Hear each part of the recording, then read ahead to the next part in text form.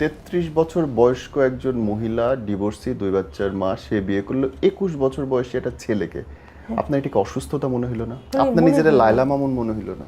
মানে মারের একটা লিমিট থাকে। কি দিয়ে মারতো ভাই জানেন? চিকন চিকন তার আছে না, ওইগুলা দিয়ে আমাকে মারতো এবং আমাকে বলতো তোকে আমি এমন ভাবে মারবো তুই কোনোখানে যে বলতে পারবি না। আসলে আমি দেখাতে পারতাম না।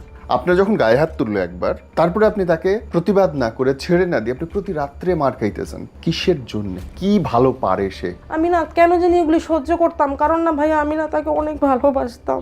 ভালোবাসার বয়স হয় না? আমার একটা 2 বাচ্চার মা, আমি একটা অবিবাহিত কিশোর ছেলেরে বিয়ে করতেছি, এবং এটা আপনার স্বাভাবিক লাগলো নাকি আপনি ওর যৌবনের লোভে পড়ছিলেন যে একটা কচি ছেলে পাইছে, আমি হেভি করে আরাম করে লাইফ কাটাবো? সে তো আমাকে এই কথা বলে, এবং আপনি তার চেয়ে সিনিয়র, আপনার মানে আপনার বাচ্চার সমান বয়স প্রায় তার।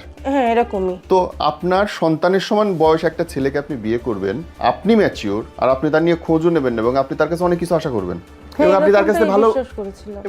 আপনি পানির মধ্যে ডুব দিয়ে বলতেছেন না আমি বিশ্বাস করি, বিশ্বাসে মিলাই বস্তু, আমার গা ভিজবে না, এত সোজা? ব্রাহ্মণবাড়িয়ার খরচকে আপনি চালান? জি ভাইয়া।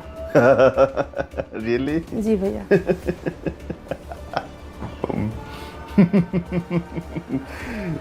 বাহ, একটা কোচি ছেলে বিয়ে করলেন, বিয়ে করে কাছে রাখলেন, আবার এখন দূরে রাইখাও চালাইতেছে। জি ভাইয়া। আমার হচ্ছে 2000 সালে বিয়ে হয়। তো যার সাথে আমার বিয়ে হয় সেটাও আমার লাভ ম্যারেজই ছিল। তো সে হচ্ছে ড্রাগ অ্যাডিক্টেড ছিল। তো তার সাথে আমি দীর্ঘ প্রায় 13-14 বছর সংসার করেছি। এর মধ্যে আমার 2টা বাচ্চা হয়, একটা ছেলে একটা মেয়ে। তো তাকে ভালো করার বিভিন্ন সময় বিভিন্ন রকম ট্রাই আমি করে গেছি, কিন্তু আমি করতে পারিনি। লাস্ট মোমেন্টে এসে ডিভোর্সটা আমার হয়ে যায়। জি, কত সালে হয় ডিভোর্স? আমার ডিভোর্স হয় 2017-তে। 17? জি। বিয়ে করেছিলেন 2000 সালে? 2000 বিয়ে করেছি। 17 বছরের সংসার? হ্যাঁ প্রায় কয়টা 17 বাচ্চা বছর, আপনার? 2টা বাচ্চা। ওকে। তো ডিভোর্সটা যখন হয়ে যায় ওনার সাথে আমার ভালোই ছিলাম। এর মধ্যে আবার ফেসবুকে একটা ছেলের সাথে আমার পরিচয় হয়, এবং ছেলেটা আমার থেকে প্রায় 12-13 বছর বয়সে জুনিয়র। হ্যাঁ, তো প্রথম অবস্থাতে তাকে আমি খুব ফ্রেন্ড হিসেবেই মনে করতাম, সেও আমাকে ফ্রেন্ড হিসেবেই ট্রিট করতো, আমিও ওরকম করতাম। পরে আস্তে আস্তে সম্পর্কটা যখন একটু গভীরের দিকে চলে গেল, গভীরের দিকে যেতে যেতে একদম বিয়ে পর্যন্ত চলে গেল বিষয়টা। তো বিয়ে পর্যন্ত চলে যাওয়াতে আমাদের সমাজ ব্যবস্থায় যেটা হয় যে এরকম একটা এজ গ্যাপ, কেউ সেটা মেনে নিতে পারছিল না, বিশেষ করে আমার পরিবারের লোকজন। তো আমার বাবা তখন মারা গিয়েছিলেন, মা মেনে নিতে পারছিলেন না, কিন্তু তারপরও কিভাবে যেন বিয়েটা হয়ে যায় আমাদের দুইজনের। বিয়ে হওয়ার পরে আমরা মোটামুটি সংসার করছিলাম। তো ঝামেলা এড়ানোর জন্য আমি আমার হাজব্যান্ডকে নিয়ে আলাদা থাকতাম, আর আমার 2 বাচ্চা আমার মায়ের সাথে থাকতো। আমরা একই এরিয়াতে থাকতাম কিন্তু আলাদা থাকতাম, একই বাসায় থাকতাম না। একই বাসায় থাকার অপশন ছিল, কারণ আমি বাবা মার ছিলাম একমাত্র সন্তান, আমার বাসা ছিল আবার নিজের। তো একই বাসাতেই কিন্তু হাজব্যান্ডকে নিয়ে থাকতে পারতাম, কিন্তু এই ঝামেলা এড়ানোর জন্য হচ্ছে কি আমি দূরে থাকতাম ইচ্ছা করি। আমি আবার ওই সময়টাতে একটু ছোটোখাটো জব করতাম, ওই জব দিয়েই আমি মানে বাসা ভাড়া আদার্স সব কিছু চালাতাম। আর আমার বাচ্চাদের ম্যাক্সিমাম খরচটাই চালাতো আমার মা। আর আমি খুব কম কন্ট্রিবিউশন করতাম, কারণ আমি ওরকম করতে পারতাম না, কারণ আমার জবটা ছিল অনেক সামান্য বেতনের। আর হচ্ছে গিয়ে আমি ক্যান্সার পেশেন্ট, যার কারণে আমি যে কোনো জব করতেও পারতাম না, লং টাইমের কোনো জব করতে পারতাম না, শর্ট টাইমে জব করতাম। তো এই করে করে ভালোই ছিলাম। 2018 মার্চে হচ্ছে যে ওনার সাথে আমার বিয়ে হয়। তো আর 2017 এপ্রিলে হচ্ছে গিয়ে আমার আগের ডিভোর্সটা হয়ে যায়। তো হচ্ছে যে আমি 2018-তে যখন ওনার সাথে বিয়ে হয় ভালোই ছিলাম, 18 ভালো ছিলাম, 19 মোটামুটি ভালোই ছিলাম। এর মধ্যে ঢুকে গেল করোনা, তখনও ভালো ছিলাম। আমি ছোটোখাটো জব করতাম, সেও আমার সাথে কিছু কন্ট্রিবিউট করতো, জব করার চেষ্টা করতো। তো এরকম করে করে মোটামুটি ভালোই ছিলাম। কিন্তু ইতিমধ্যে যেটা হয়েছে যে ওনার সাথে যখন আমার পরিচয় হয়, ফেসবুকে পরিচয় হয়, তো দেখা গেল যে সে আমাকে কিছু ফেক তথ্য দেয় তাকে নিয়ে, তার সম্পর্কে, তার পরিবার সম্পর্কে। মানে ফেক বলতে কি, মানে 100% ফেক। যেরকম হচ্ছে গিয়ে তার বাবা মা সম্পর্কে সে মিথ্যা কথা বলে, তার ভাই বোন সম্পর্কে মিথ্যে কথা বলে, এগুলি। তো আসতেছি আমি এই বিষয়গুলোতে, কি ধরনের মিথ্যে কথা। তো আমি সেটাই বিশ্বাস করতাম। তার থেকে আমার এজ গ্যাপটা বেশি হলেও মানে আমার কাছে মনে হয় কেন জানি আমি হচ্ছে যে এখনও অনেক কিছু বুঝতে পারি না, মানে অনেক কিছু ধরতে পারি না মানুষের কথায়। তো যাই হোক, তো এমন করতে করতে 2019-এর শেষের দিকে আমার বিভিন্ন কিছু কারণে আমার কাছে সন্দেহ হচ্ছিল যে না, মনে হয় এর পরিচয়টা মনে হয় আমাকে লুকাচ্ছে, এটা তার আসল পরিচয় না। বিয়ে করলেন বা করার চিন্তা করলেন, তার আগে আপনি তার বাড়িতে যাওয়া, খোঁজ নেওয়া এসব কিছু না করেন না, নাই? তার বাড়িতে যাওয়া, খোঁজ নেওয়া কিছুই করিনি কেন? ভাইয়া। আমার এটা কেন বললে আমি এটার কেনর উত্তরটা না আপনাকে ঠিক মতন দিতে পারবো দিতে না। হবে কারণ তো। হচ্ছে আমি যে একটা লোকের সাথে চা খাইতে গেলেও আমি তার ব্যাকগ্রাউন্ড দেখবো, কারণ সেখানটা আমি আমি তার সাথে হচ্ছে বিছানা যে শেয়ার করতেছি। ভাইয়া সত্যিকার অর্থে তাকেই ভালোবেসেছিলাম। এখন তার এটা বাসা ফালতু কি কথা, না এটা ফালতু কথা। সেগুলো আমি আমি দেখার কাউকে চেষ্টা বিয়ে করিনি। করব, তার সাথে সংসার করব, বাচ্চা উৎপাদন করব, আর আমি তার বাড়িতে 14 গোষ্ঠী খোঁজ নিব না? না, আমি এই খোঁজটা নেইনি ভাইয়া, যেটা এটা সত্যি এটা কথা। এইটা এটা আমি নেইনি খোঁজটা। সে যেটা বলেছে আমি সেটাই বিশ্বাস করেছি, এবং পরবর্তীতে যখন আমি তার এবং আপনি পরিচয়- তার চেয়ে সিনিয়র, হ্যাঁ আমি আপনি তার থেকে আপনি তার চেয়ে 14 বছরের বড়। হ্যাঁ, আপনার 13-14 বছরের মানে বড়। আপনার বাচ্চার সমান বয়স প্রায় তার। হ্যাঁ এরকমই। তো আপনার সন্তানের সমান বয়স একটা ছেলেকে আপনি বিয়ে করবেন, আপনি ম্যাচিওর, আর আপনি তার নিয়ে খোঁজও নেবেন না, এবং আপনি তার কাছে অনেক কিছু আশা করবেন। অনেক কিছু আশা না, শুধু ভালোবেসেই তাকে বিয়ে করেছিলাম ভাইয়া। তারপরে হচ্ছে যে আমার কাছে একটু মনে হচ্ছে যে মানে একটু এলোমেলো। কিরকম? মানে তার ফোনের কিছু কথা, তার পরিবারের সাথে যখন ফোনে কথা বলতো, তা আমার কাছে মনে হতো যে এরকম ভাবে কেন কথা বলে, এরকম ভাবে তো কথা বলার কথা না। কথা বললে সে বাইরে যেয়ে কথা বলতো, হ্যাঁ, তারপরে আপনাকে কথা বিশ্বাস বলতে করতো বলতে না। কেমন করে জানি থেমে যেত, মানে থেমে থেমে হু হ্যাঁ এমন করে উত্তর দিত। তো তখন থেকে আমার একটু একটু সন্দেহ তৈরি হলো। সন্দেহ তৈরি হওয়ার পরে না আমি চেষ্টা করলাম যে দেখি তো একটু খোঁজ খবর নেই তো আসলে এই বিষয়টা সত্যি কি মিথ্যা। তো আমি কোন একটা মাধ্যমে, ওই ফেসবুকের মাধ্যমে, এখন তো সোশ্যাল মিডিয়ার যুগ, ফেসবুকেরই মাধ্যমে, আমি তাকে চিনি না, সেও আমাকে চেনে না। তো কিভাবে মানে আমি তাকে অ্যাড পাঠালাম, দেখলাম যে তার এলাকার সাথে, যে বায়োতে দেয় না তাদের সবকিছু, তো তার এলাকার। তো আমি তাকে অ্যাড পাঠালাম, অ্যাড পাঠানোর সাথে সাথে সে আমাকে মেসেজ দিল হাই হ্যালো। তো তখন তার সাথে এক কথা দুই কথা শেয়ার করতে করতে, সেই সময় ছিল আবার ওদের দেশে হচ্ছে ভোট চলতেছিল। তো ভোটের সময় সে আবার দেশে গেছিল আমার হাজবেন্ড। তো ওই সময়টাতে আমি ওই লোকটাকে শেয়ার করলাম যে হ্যাঁ উনি তো আমার চাচা শ্বশুর, উনি ভোটে দাঁড়িয়েছে, হ্যান ত্যান দোয়া করেন, এটা সেটা। তো কথা প্রসঙ্গে এরকম কথা ওঠে, তখন ওই লোক বলেছিল উনি আপনার চাচা শ্বশুর? কেমন চাচা শ্বশুর? আমি বললাম আপন চাচা শ্বশুর। তো বলতেছে যে আপন চাচা শ্বশুর। আমি বললাম যে হ্যাঁ, আমি তখনও জানতাম যে সে আমার আপন চাচা শ্বশুর।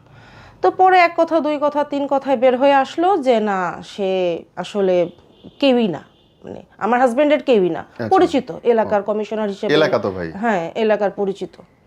সে যেহেতু একটা পলিটিক্যাল লিডার হিসেবে আছে, সেই জন্য একই এরিয়ায় থাকে, খুব ভালো সম্পর্ক তাদের সাথে। তো পরে আমি বললাম কি যে ভাই আপনি একটা খোঁজ নিয়ে দিতে পারবেন আমাকে?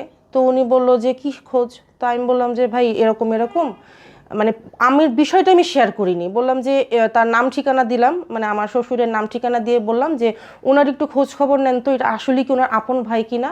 পরে উনি আমাকে একদিনের মধ্যে খোঁজ এনে দিল, এবং ছবি সহ খোঁজ এনে দিল, ভিডিও ফুটেজ সহ খোঁজ এনে দিল যে না সে তার ভাই না, এবং সে অমুকখানে এই কাজ করে। মানে আমার শ্বশুর আসলে এরকম না, মানে যেটা বলেছিল আমি তাকে সরাসরি বলি যে উনি বলেছিল, মানে আমার হাজবেন্ড বলেছিল যে আমার শ্বশুর দেশের বাইরে থাকে, আমেরিকাতে থাকে, আর তার হচ্ছে গিয়া তারা দুই ভাই দুই বোন, তিন ভাই বোনই তারা আমেরিকাতে থাকে, সে শুধুমাত্র বাংলাদেশে থাকে তার মায়ের সাথে, এরকম একটা পরিচয় দিয়েছিল। তো আমার এই কথাটা শুনে হয়তো বা ভাই আপনার এখন মনে হতে পারে যে ওই যে আমেরিকায় থাকে সেটা লোভে পড়ে মনে হয় আমি তার কাছে চলে গেছিলাম, এরকম মনে হতেই পারে শুনে। কিন্তু বিষয়টা কিন্তু আসলে এরকম ছিল না। তো এরকম আমি যখন, মানে আমার তখন আকাশ ভেঙে পড়লো যে কেমনে হয় এটা কিভাবে পসিবল, অথচ ওই 2019-এর ঘটনা, ওই সময়টাতে সে বলতেছে যে আব্বাকে আমেরিকাতে পাঠানো এখনটা উচিত হয় নাই, আমার ওর চাচাতো বোনরা নিষেধ করতেছে যে এখন, মানে 19-এর শেষের দিকে তখন করোনা ওই সব দেশে ঢুকে গেছে, বাংলাদেশে তখনও আসে নাই। তো ওর চাচাতো বোনরা বলতেছে যে তোর আব্বাকে তুই কেন এই সময়টাতে তোরা পাঠালি, বয়স হয়ে গেছে, এখানেই রাখতি, ওইখানেও তো দেশের পরিস্থিতি ভালো না। আমি কিন্তু তাকে কিছু জিজ্ঞাসা করতাম না, সে দেশে দিয়ে আমাকে এইসব কথা বলতো।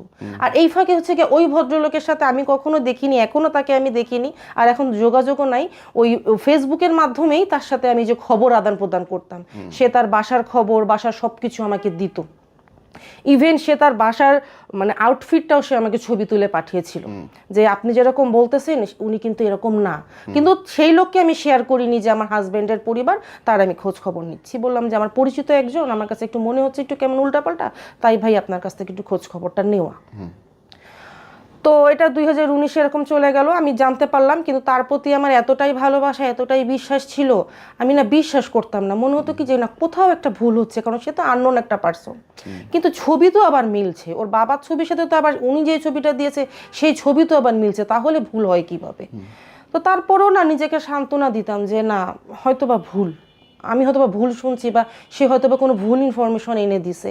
মানে তার প্রতি আমার এতটাই বিশ্বাস আর ভালোবাসা ছিল এবং আমাদের সম্পর্কটা খুব ভালো ছিল ভাইয়া, খুবই ভালো ছিল। বয়সের এজ গ্যাপ হতে পারে কিন্তু মানে সম্পর্কটা খুব ভালো ছিল। কিরকম ভালো ছিল? মানে সব কিছুতে শেয়ারিং কেয়ারিংয়ের একটা বিষয় ছিল, ভালো লাগা মন্দ লাগা, মানে একটা আছে না সারাক্ষণ খুনসুটির বিষয়, মানে সে তার অল্প বয়স দেখে সে কোনো রিলেশনে জড়াচ্ছে, আমি সেগুলো টের পেয়ে যাচ্ছি, ঝগড়াঝাটি, মানে নর্মালি যেগুলো হয় একটা পরিবারে, এরকম কিন্তু কখনোই আমার সাথে হয় নাই। তা আমি তার কিছু কিছু বিষয় টের পেতাম কিন্তু আমি না কিছু বলতাম না।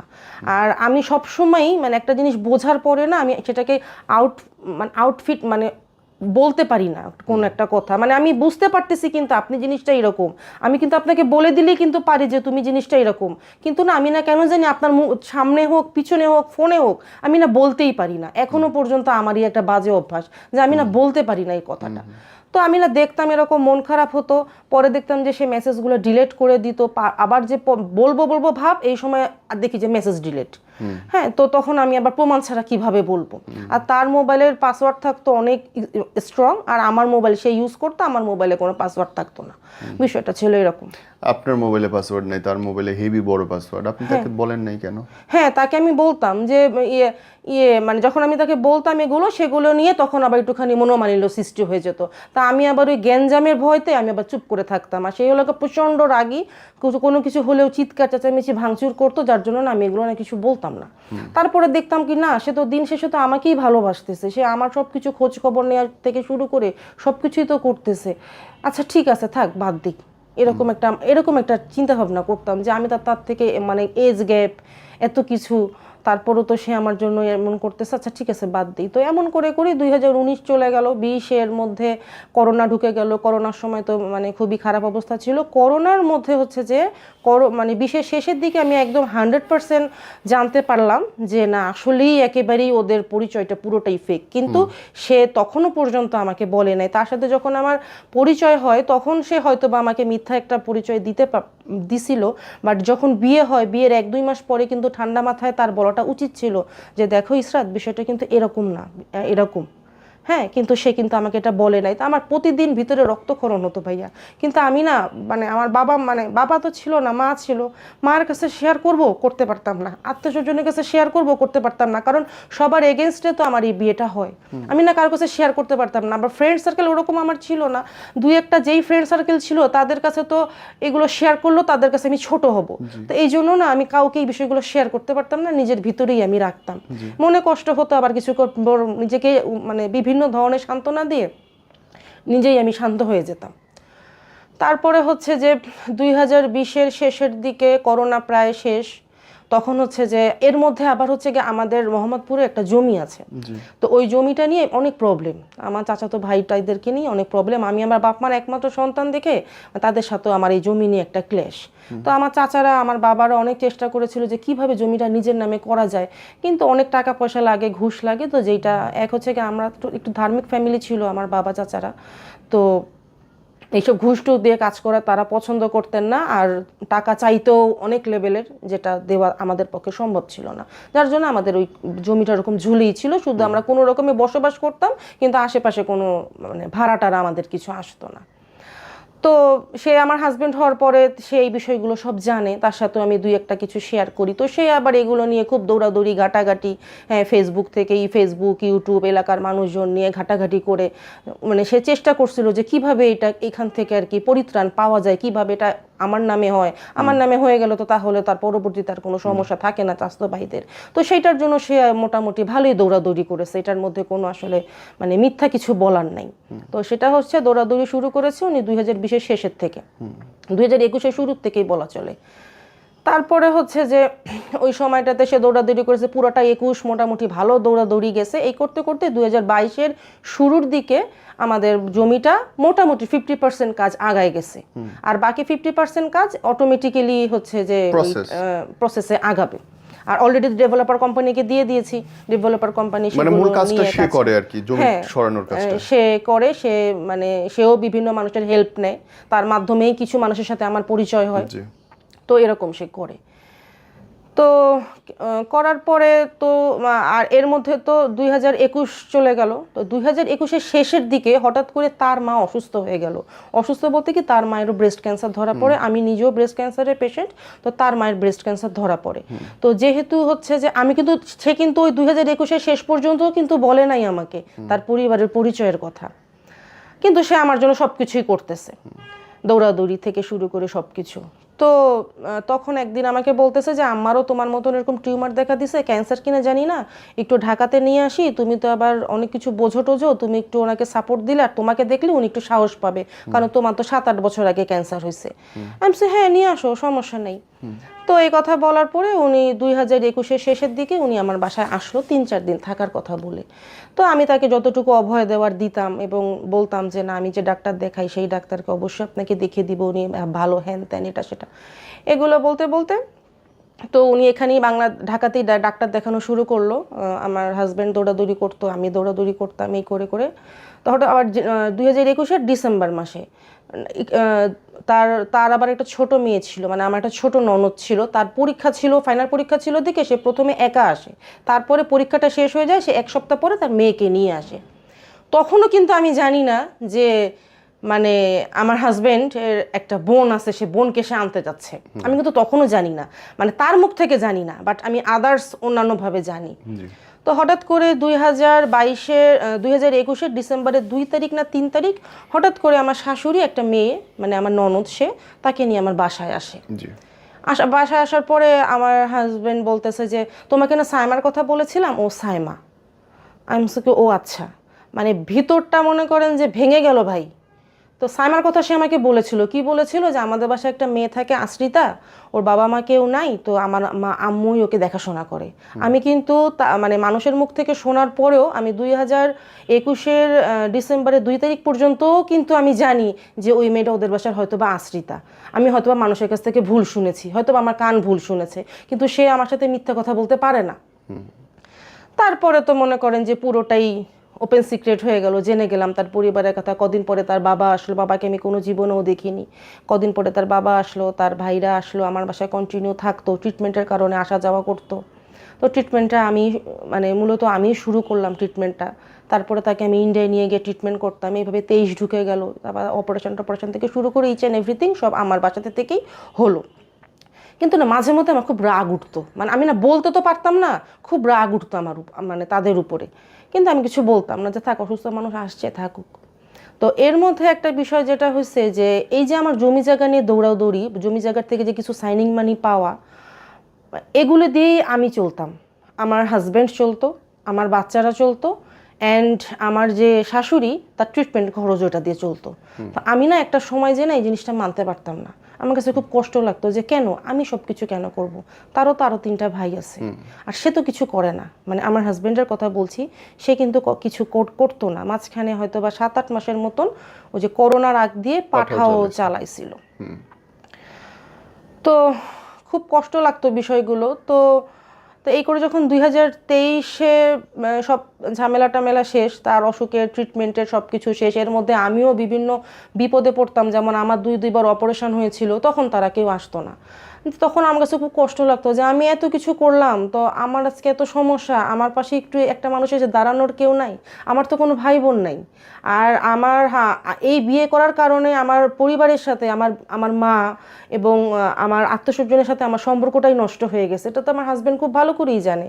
তো সে কি একটু পারে না তার পরিবারকে একটু আমার পাশে 2টা দিন রাখার জন্য? আমি হাসপাতালে একা একা পড়ে থাকি, আমার হাজব্যান্ড থাকে আর আমি একা থাকি। তো তারপরেও কখনো ভাই আমি কিছু বলতাম না, এগুলো নিয়ে আমার কখনই কোনো কমপ্লেন ছিল না। পরে হচ্ছে একটা লোক আসেনি আপনার? না, কখনোই আমাকে দেখতে আসতো না। হ্যাঁ, ছেলের কাছে ফোন দিয়ে খবর নিত ইসরাত কেমন আছে, আমি এটাতে স্যাটিসফাই ছিলাম না ভাইয়া, আমি এটাতে স্যাটিসফাই ছিলাম না। তাদের জ্বর হলেও ঢাকা এসে আপনার চিকিৎসা করছেন আপনার বাসায় থেকে? হ্যাঁ, আমার বাসায় থেকে। তো কোথায় যেন ছিলাম, তো 2023-এর শেষের দিকে ওনার কেমো শেষ, রেডিয়েশন শেষ, প্রতিটা সাপোর্ট আমি দিয়েছি আমার বাসায়, এবং ইন্ডিয়ায় আসা যাওয়া থেকে শুরু করে দেখা গেল যে কথার কথা যদি 1 লাখ টাকা খরচ হয়েছে, ওনারা নিজেরা ব্যক্তিগতভাবে খরচ করেছে 30,000 টাকা, আর বাকি 70,000 টাকাই ওই যে আমার ডেভেলপার কোম্পানির কাছ থেকে যে টাকাগুলি পাওয়া, ওখান থেকেই আমি খরচ করতাম। তো একটা সময় না আমার সন্তানদেরও মুখাপেক্ষী হওয়া লাগতো এইগুলার কারণে, যে তুমি সব কিছু খরচপাতি করো, মানে বিষয়টা কি, মানে আস্তে আস্তে আমি কিন্তু কখনোই ওদেরকে বলিনি, কিন্তু ওরা তো আস্তে আস্তে বড় হচ্ছে, পাশাপাশি বাসায় থাকি, ওরা তো বুঝতে পারতেছে বিষয়গুলো আসলে কি। তো আমি বলতাম কি দূর বাদ দাও, আমি কেন খরচ করব, ওদের খরচ ওরা করে, এখন যেহেতু আমার বাসায় থাকে খাওয়া খরচ তো আমাকে করতেই হবে, কারণ খাওয়া খরচ তো সেটা দেশের থেকে আনতে পারে না। তো এরকমভাবে আর কি ইয়ে করতাম, ওদেরকে আমি মেনটেন করতাম। তারপরে তো 2023 শেষ হয়ে গেল, মাঝখানে আমার মা খুব অসুস্থ হয়ে গেল। হ্যাঁ, আমার মা এত অসুস্থ হয়ে গেল, আমার মাকে নিয়ে আমি 24টা ঘন্টা বেড সোলটোল হয়ে খুবই খারাপ অবস্থা, পুরা একা হাতে ভাই আমি আমার মাকে সামলাতাম, একা হাতে মাকে সামলাতাম। কিন্তু ওই বাসা থেকে না একটা মানুষেরও সাপোর্ট পেতাম না, মানে সাপোর্ট বলতে কি যে আমার মায়ের সেবা যত্ন করবে সেরকম না, যে সে আসুক তার ছেলের কাছে আসুক, তার ছেলেকেও যদি একটু রান্না করে দেয় তাহলে তো আমি আমার মাটাকে একটু ঠিক মতন দেখতে পারি। এদিকে আমার মায়ের দিকে দৌড়ানো লাগতেছে, এইদিকে হচ্ছে যে মানে আমার হাজব্যান্ডের জন্য দৌড়াদৌড়ি করা লাগতেছে। এর মধ্যে আমার হাজব্যান্ডের একটা মানে খুব বড় একটা সমস্যা হয়েছিল কি, মানে প্যারালাইসিসের মতন হয়ে গেছিল, প্রায় 3.5-4 মাসে বিছনা থেকেই উঠতে পারে নাই। পরবর্তীতে ধরা পড়লো যে ওটা নাকি একটা খুব বাজে একটা আর্থারাইটিস ছিল, সেটা না সাধারণত নাকি এরকম বয়সে হয় না, এটাতে মানুষ পঙ্গুত্বেরও শিকার হতে পারে। তো সেই ট্রিটমেন্টটা ওই একটা ছেলে মানুষকে, এই ক্যান্সারওয়ালা শরীর আমার বুকে কিন্তু ভাইয়া প্রায় 42টা-43টা সেলাই, হ্যাঁ হতে পারে সেটা আমার প্রায় 9-10 বছর হয়ে গেছে, কিন্তু সেলাইটা কিন্তু আমার আছে, সেলাই টানটা কিন্তু ভাই এখনও লাগে আমার। তো এগুলা নিয়ে মনে করেন যে ওই একটা সব মানে মানে ভারী একটা মানুষ যার শরীর ছেড়ে দিছে, তার এক কাত থেকে আরেক কাত নড়ার ক্ষমতা নাই, আমি একা হাতে সব কিছু করতাম ভাই, কিন্তু তার পরিবার না সাপোর্ট দিত না, অথচ তার পরিবার কিন্তু তার ট্রিটমেন্টের সময়গুলোতে আসতো। বাট তার ছেলের যে এরকম অবস্থা খারাপ, তার যে আরও ভাইরা আছে বোনরা আছে, যে ঠিক আছে একটা সপ্তাহে একটু থেকে আয় তাহলে ইস সাথে একটু হেল্প হবে, এই জিনিসটা করতো না। এইগুলো নিয়েও না আমার অনেক কষ্ট ছিল, কিন্তু আমি কোনোদিন না মুখ ফুটে কিচ্ছু বলিনি, সব শুধু সহ্য করে গেছি আমি। তো এই করতে করতে সেও সুস্থ হলো, আমার মা বিছনায় পড়লো, তারপরে আমার মাকে আমি সেবা যত্ন করতে করতে আমার মা হচ্ছে গিয়ে 2023-এর এপ্রিলে মারা গেলেন উনি। তো মারা গেলেন, তারপরে তো আমার বাচ্চারা একা হয়ে গেল বলতে যে আমরা ওই যে পাশাপাশি ফ্ল্যাটে থাকতাম, একটা ফ্ল্যাটে আমি আমার হাজব্যান্ড থাকতাম, আর একটা ফ্ল্যাটে আমার নিজেদেরই বাসা, আমার মা 2 বাচ্চা নিয়ে থাকতো। তো তখন তো আমার বাচ্চাগুলো একা হয়ে গেল, তখন এখন কি করব, তো আমি এই পাশ ওই পাশ দৌড়াদৌড়ি করে যতটুকু সম্ভব হয়েছে আমার পক্ষে আমি তাদের জন্য করে গেছি।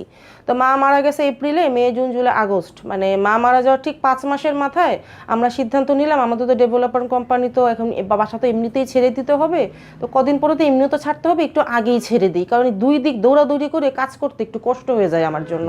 আর মেয়েটা একা থাকে বাসার মধ্যে, আমিও মাঝে মধ্যে বাইরে যাই, নিচতলা একটা বাসা, আমি ইনসিকিউর ফিল করতাম মেয়েটাকে নিয়ে। ছেলেটাকে নিয়ে কোনো সমস্যা হতো না, মেয়েকে নিয়ে খুব সবসময় চিন্তা করতাম। এর মাঝখানে আমার বাসায় চোর আসছিল, জানলা দরজা সব ভেঙে ফেলছিল।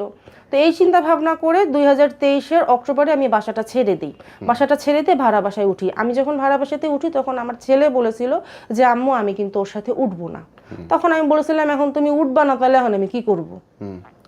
বলতেছে কি যে তুমি তো সবকিছু মেনটেন করো, যেহেতু তুমি সবকিছু মেনটেন করো তাহলে এমন একটা বাসা নাও যে পাশাপাশি, যে এরকমই পাশাপাশি 2টা ফ্ল্যাট, দুজনকেই তোমরা সময় দাও।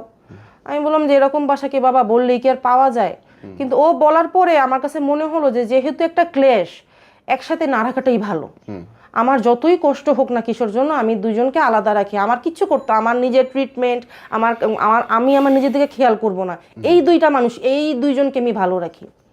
এই করতে যে আমি নিতে চাইলাম আলাদা বাসা, আমার হাজব্যান্ড সেখানে বাধা দিল, এবং সেখানে প্রায় মাসখানিকের মতন তুমুল ঝগড়াঝাটি, মারামারি, কাটাকাটি, ভাঙাভাঙি আমার ছেলের পক্ষ থেকে না, আমার হাজব্যান্ডের পক্ষ থেকেই বিষয়গুলো হতো। আমি এলাকার কিছু মানুষকে ডেকে বললাম যে একটু আমার ছেলেটাকে বুঝাও না, যে কটা দিন থাকুক, আবার দেশের বাইরে চলে যাওয়ার জন্য একটা প্রিপারেশন চলতেছিল, তো ও তো কদিন পরে চলেই যাবে, একটু কটা দিন একটু কষ্ট করে থাকুক, একটু ওকে বুঝাও না, এমন করে মানুষজনকে বলতাম। তো মানুষজন বুঝিয়ে ব্যর্থ, তার কথা হচ্ছে যে আমি থাকবো না।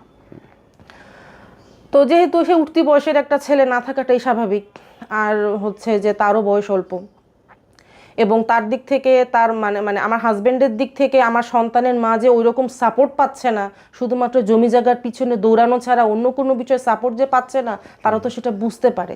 তো যার কারণেই হয়তো বা তারা নাকচ করতো বিষয়গুলো। তো যাই হোক, তো আমি তখন চেষ্টা করলাম কি তাহলে আমি আলাদা বাসায় নেই। আমি কিন্তু বাসা পেয়েছিলামও, একই বাসায় 2টা ফ্ল্যাট, নতুন বাসা, ভাড়া কম, একটু বসিলার সাইডে। আমার হাজবেন্ড সেটা নিতে দিবে না। পরে কি করব, বাধ্য হয়ে ঝগড়াঝাটি মারামারি করে এক বাসাতেই উঠলাম। আমার ছেলেকে অনেক বোঝানোর পরে ছেলেকে একটু মিথ্যা কথাও বলেছিলাম যে ও আলাদা বাসা নিবে, আপাতত আমরা উঠি। এখন কি করব, বাসা তো ছেড়ে দিচ্ছে, আমাকে তখন বাসা তো তোকে ভেঙে ফেলতেছে, তো আমাকে তো উঠতে হবে এক জায়গায়। আবার সন্তানদেরকে যে ওর বাবার জিম্মায় দিয়ে দিব, ওর বাবা তো দায়িত্ব নিচ্ছে না, ওর বাবা তো কিছু করে না। আমি কিভাবে জেনে শুনে ওর বাপের কাছে, আমি জানি যে বাংলাদেশের লয়ে তার বাবা হচ্ছে গিয়া লিগ্যাল গার্ডিয়ান, কিন্তু আমি তো পারতেছি না বাবার কাছে দিয়ে দিতে।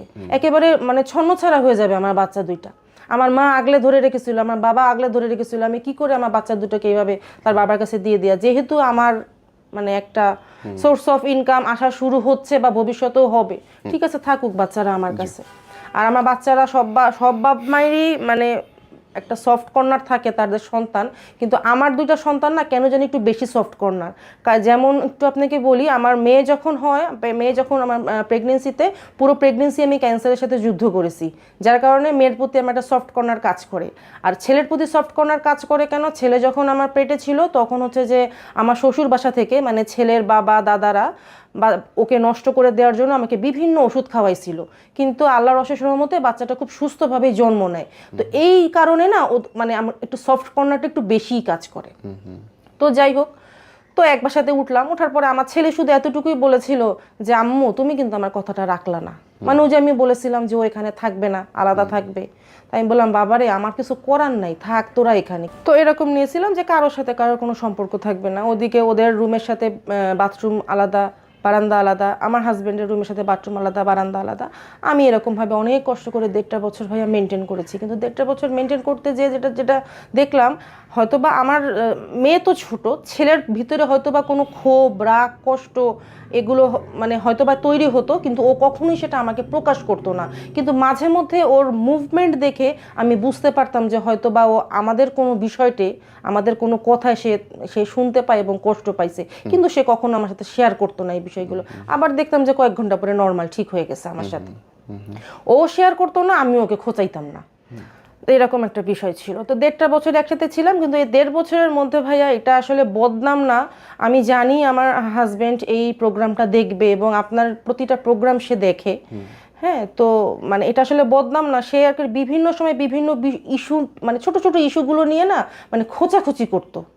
কেন হচ্ছে যে বিকালের নাস্তা কেন 300 টাকার হলো, প্রতিদিন যদি বিকালে 300 টাকার নাস্তা খায় তাহলে মাসে কয় টাকা হয়। কিন্তু প্রতিদিন কিন্তু বিকালে 300 টাকার নাস্তাটা হতো না, ওই একদিন হলেই তার ধারণা ছিল প্রতিদিনই হয়তো বা আমি লুকিয়ে 300 টাকার নাস্তা আমার মেয়েদেরকে বা আমি সন্তানদেরকে খাওয়াচ্ছি। এটা কেন হচ্ছে? আচ্ছা তোমার ছেলে প্রতিদিন বাইরে যায়, টাকা কোথায় পায়? মানে এই সব ছোট ছোট ইস্যু মানে যেগুলো আসলে মানে খুব সিলি বিষয়গুলো নিয়ে না সব সময় আমাদের মধ্যে একটা প্রবলেম হতো। আর আমি না সবসময় একটা আতঙ্কে থাকতাম। সে কি তার মানে আপনার বাচ্চাগুলোকে গুলোর গার্ডিয়ান হিসেবে সে নিজেকে ভাবতো? গার্ডিয়ান হিসেবে সে ভাবতো, কিন্তু তার গার্ডিয়ানশিপটা না একটু কেমন হিংস্র লেভেলের ছিল, যার কারণে হচ্ছে কি বাচ্চারাও মানতে পারতো না। যেরকম আমার মেয়ে তো মনে করেন আজকাল তো মানে সোশ্যাল মিডিয়ার যুগ, আমার মেয়ের হাতে একটা মোবাইল ছিল, তো যদিও বা এখন নাই। তো ওই মোবাইলে হচ্ছে যে একদিন হচ্ছে যে মানে আমার হাজবেন্ডই দেখে একটা বাজে একটা পোস্ট করে আমার মেয়ে একটা ছেলেকে নিয়ে, এবং সেই ছেলেটা হচ্ছে কি আমাদের মানে দুঃসম্পর্কের পরিচিত। তো ওই রকম সম্পর্ক ছিল আমার মেয়ের সাথে সেরকমটাও কিন্তু না, যেহেতু পরিচিত ছেলেটা ওই যে আসা যাওয়া করতো বাসাতে, ওইখানে থেকে হয়তো বা একটু পরিচয় হয়েছিল, সেখান থেকে একটা বাজে একটা পোস্ট আমার হাজবেন্ড সেটা দেখে হলো গিয়ে আমার হাজবেন্ড প্রচণ্ড রাগ করে, কিন্তু রাগের মাত্রাটা একটু কেমন যেন ছিল, ঘরে ভাঙচুর, আমাকে মারধর, মানে কেমন রাগ রে বাবা, মানে এরকম। তো আমি এই জিনিসগুলো না মানে চাপানোর চেষ্টা করতাম যে তুমি কিছু বলো না, আমি ওদেরকে দেখতেছি, কারণ আমি বুঝতে দিতে চাই না যে তুমি মানে এরকম মানে করতেছো। আমি যা বলার আমিই বলতেছি, দেখি আমার ছেলে বাসায় আসুক, আমি পরে বিষয়টা দেখতেছি। কিন্তু সে চিল্লাচিল্লি, গালাগালি, মুখের ভাষা খারাপ, তো এগুলো নিয়েই সহ্য করেছিলাম। তারপরে হচ্ছে যে এই করতে করতে মানে 1.5 বছর তো ছিলাম, 1.5 বছর ছোটোখাটো বিষয় নিয়ে অশান্তি, 1.5 বছরের মধ্যে আবার ওর মায়ের অবস্থা খুব খারাপ হয়ে গেল 2024-এর শেষের দিকে। তখন ওর মা আবার ঢাকাতে আসলো। আমার ছেলে যে তাকে পছন্দ করে না, কিন্তু তার মা আর বোন যে আমার বাসায় প্রায় 1 মাসের মতন ছিল, আমার ছেলের এখানে কোনো সে ছিল না। তাদের মতন তারা আসতো, আমি খাওয়া দিতাম, খেত, আমার সাথে যেমন কথা বলার প্রয়োজন পড়তো কথা বলতো, মানে কখনোই বলতো না তারা কেন এখানে, কিসের জন্য, হ্যান ত্যান, কখনোই এগুলো নিয়ে। মেয়ে তো বলতোই না, ছেলেও বলতো না। তারপরে উনি চলে যায়, তারপরে কিছুদিন পরে উনি মারাও যান 2025-এর ফার্স্টের দিকে। তো হচ্ছে যে 2000 এখন তাইলে কথাটা বলতে হচ্ছে কি নিয়ে আপা? আমি বলছি, এখনই আসল কথাটা বলছি। তো মাঝখানে হচ্ছে কি আমার ছেলের সাথে একটা মেয়ের সম্পর্ক ছিল বলতে এখনো আছে। তো ওই সম্পর্কটা হচ্ছে গিয়া আমার হাজবেন্ড জেনে যায়। আর আমার হাজবেন্ডের এটা খারাপ দিক কিনা আমি জানি না। আমার হাজবেন্ড হচ্ছে কি যে মানুষের ফেসবুক আইডি ঘাটাঘাটি, কে কি করছে না করছে, এই জিনিসগুলোর প্রতি না তার খুব নেশা ছিল। অন্য প্রাইভেসি দেখতে পছন্দ করে। মানে এইটা আসলে মানে ভালো না খারাপ আমি জানি না, কিন্তু আমার কাছে এটা পছন্দ ছিল না।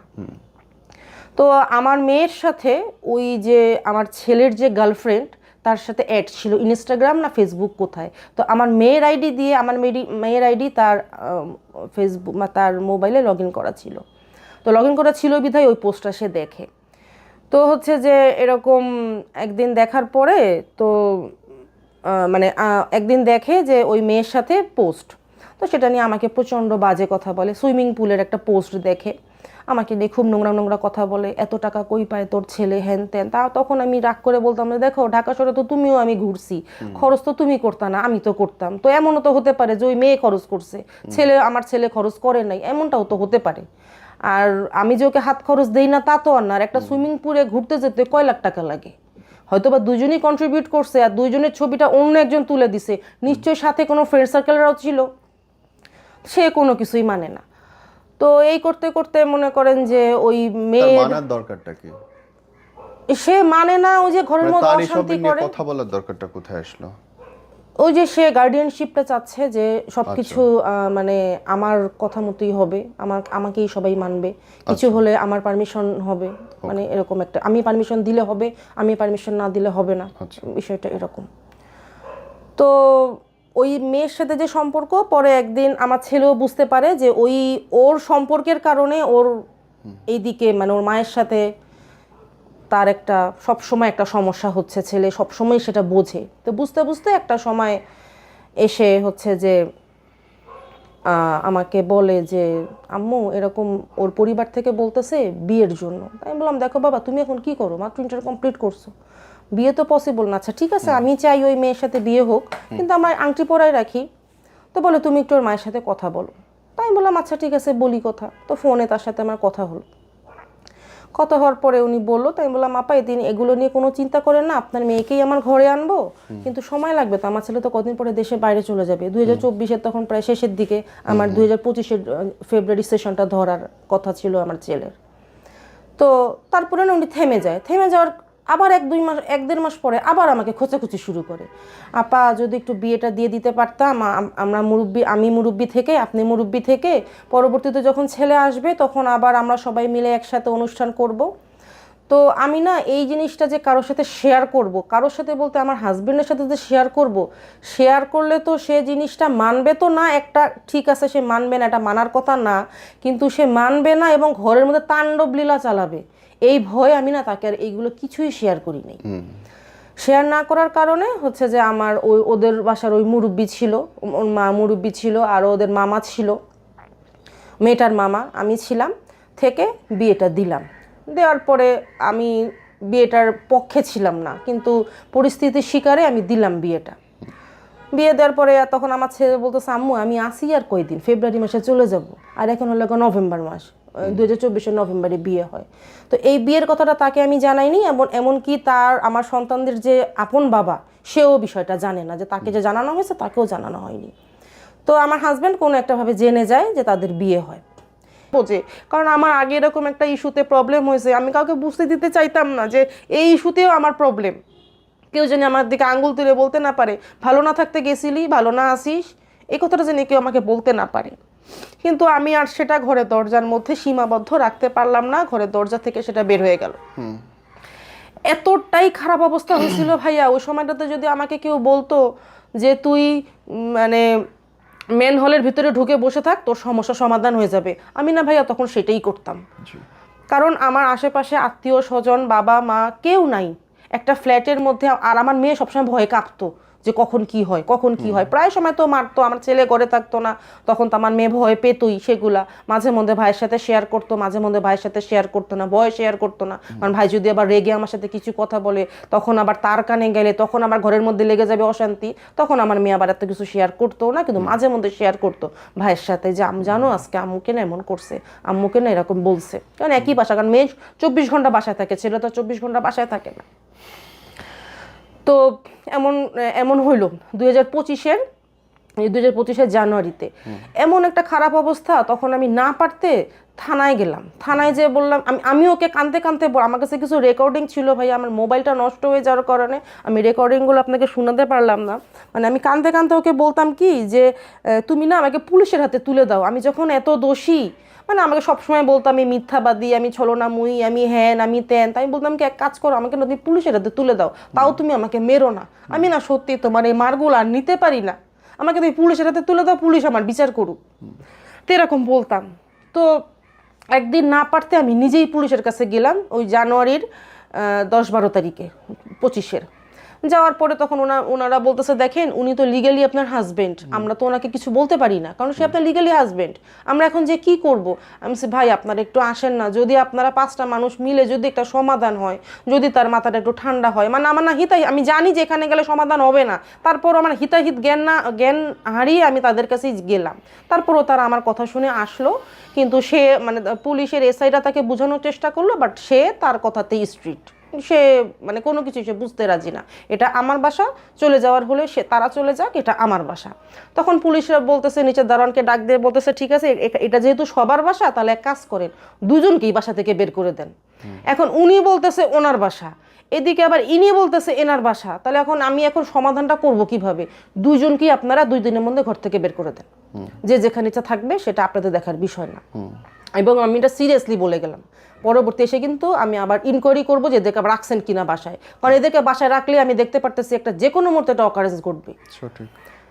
তো আমাকেও বাড়িওয়ালা নোটিশ দিয়ে দিল যে বাসাটা ছেড়ে দেন। আমি রিকোয়েস্ট করলাম যে ভাই আমাকে একটা মাস সময় দেন, আমি ফেব্রুয়ারিতে বাসাটা ছাড়ি, না বাসাটা ছেড়ে দেন। তো আমার সেখানে কিছু বলার নাই।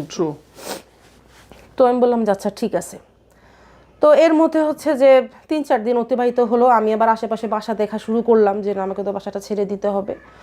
তো ওই 3-4 দিন কিছুটা ঠান্ডা ছিল, মানে অল্প কিছু ঠান্ডা ছিল, আবার শুরু হয়ে গেল 14-15 তারিখ থেকে মারামারি, কাটাকাটি। তোর ছেলেকে বলবি না বাসা থেকে বের হতে, তোর ছেলেকে দিবি না ওর বাপের কাছে তুলে, হ্যান ত্যান শুধু বলতো। আর আমি শুধু চুপচাপ শুনতাম, প্রতিবাদ করতে গেলে আরও মার খেতে হবে, কিছু বলতাম না, চুপচাপ শুনতাম। এই করতে করতে 2000 বলি মানে জানুয়ারির 18 তারিখে সে হচ্ছে যে ইয়ে করলো, মানে আমার ছেলে ফোন দিয়ে বলতেছে যে আম্মু বাসায় কি হয়েছে, মানে প্রচণ্ড আমাকে মারতেছে, গলা চিপে ধরে গায়ের উপর উঠে দরজা লাগানো, আর আমার মেয়ে এগুলো টের পাচ্ছে। আমি তখন মানে না পারতে বলছিলাম যে বাঁচাও, এইভাবে চিৎকার করাতে তখন আমার মেয়ে আবার সাথে সাথে আমার ছেলেকে ফোন দেয়। ফোন দেওয়ার পরে বলতেছে কি ভাইয়া তুমি কোথায় আছো, তাড়াতাড়ি বাসায় আসো, এরকম বিষয়টা হিন্টস দেয় তাকে। বলছে ঠিক আছে আম্মু কোথায়? বলে যে আম্মু তো রুমের ভিতরে। বলে আম্মুকে ডাক দিয়ে তোর রুমের রাখ। তো বলছে আম্মুর রুমেদের তো দরজা লাগানো, আমি তো ওই দিকে যাই না।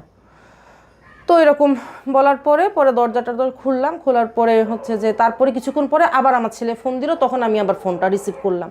তখন আমি আবার ফোনটা রিসিভ করছিলাম বারান্দায়, যে মানে সে জানি না শোনে আমি ফোনে কি কথা বলছি। তখন সে বলতেছে কে ফোন দিছিল?